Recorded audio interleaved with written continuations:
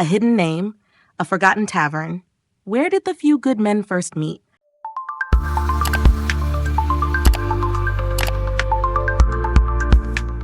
Welcome to Hidden History with Frank Strickland. Thank you for watching. You know, we often speak of heroes, of battles won, of flags unfurled, of traditions that endure through the ages. And sometimes we pinpoint the very moment, the very place where a legend began.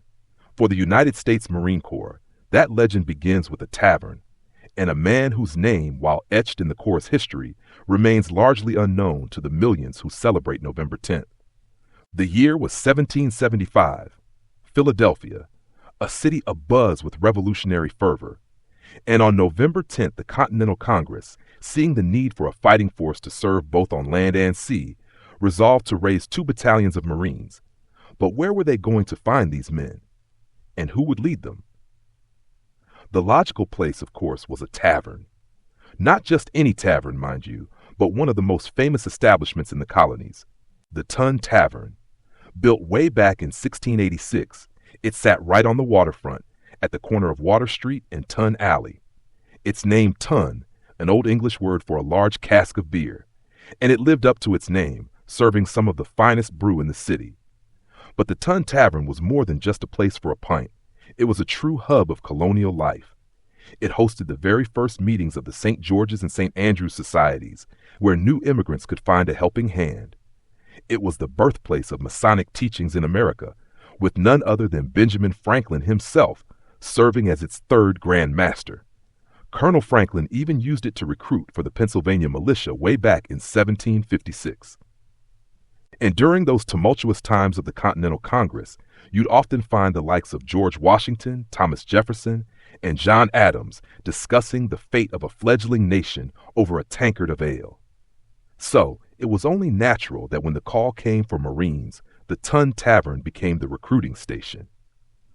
Its proprietor, a man named Robert Mullen, was himself commissioned and appointed the chief Marine recruiter. And who was the man tasked with bringing this new force to life? His name was Samuel Nicholas.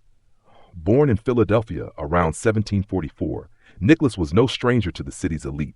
He was schooled at the Academy and College of Philadelphia, a member of the exclusive Schuylkill Fishing Company, and a founder of one of America's first fox hunting clubs. He was even a proprietor of his own tavern, the Conestoga Wagon. A man of standing, a man of reputation. On November 5th, or perhaps the 28th, the records are a bit fuzzy.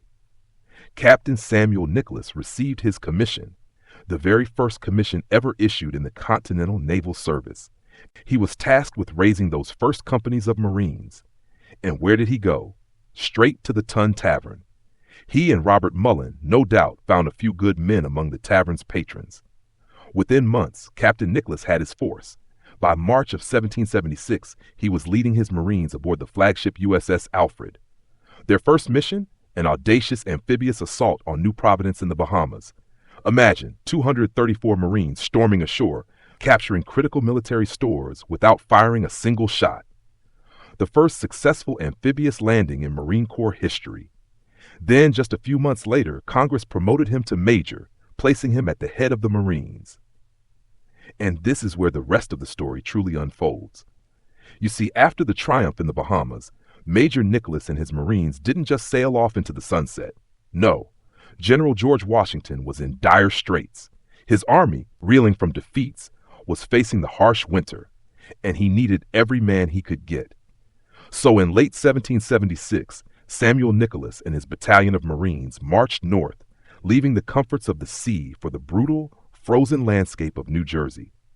This was the first time a Marine element would serve directly within an Army command, and serve they did. They fought alongside Washington's Continental Army in the harrowing days of the Princeton campaign.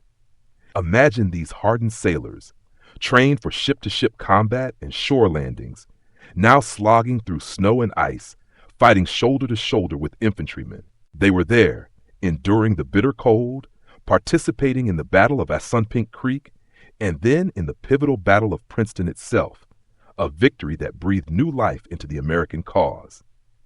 After those crucial victories, Major Nicholas returned to Philadelphia, where he spent the rest of the war supervising recruiting and administration. duties remarkably similar to later commandants of the Marine Corps. He quietly served until the war's end in 1783, establishing the groundwork for a legendary fighting force. The Tun Tavern itself, the place where it all began, burned down in 1781 and was never rebuilt. Its physical location is now buried beneath the concrete arteries of Interstate 95, but its spirit and the spirit of Samuel Nicholas lives on. Every November 10th, Marines around the world raise a glass, not just to a glorious past, but to a tavern that vanished, and to a man whose name, while rarely heard outside their ranks, signifies the very beginning of their few good men. To every Marine, past and present, thank you for your service. Semper Fi.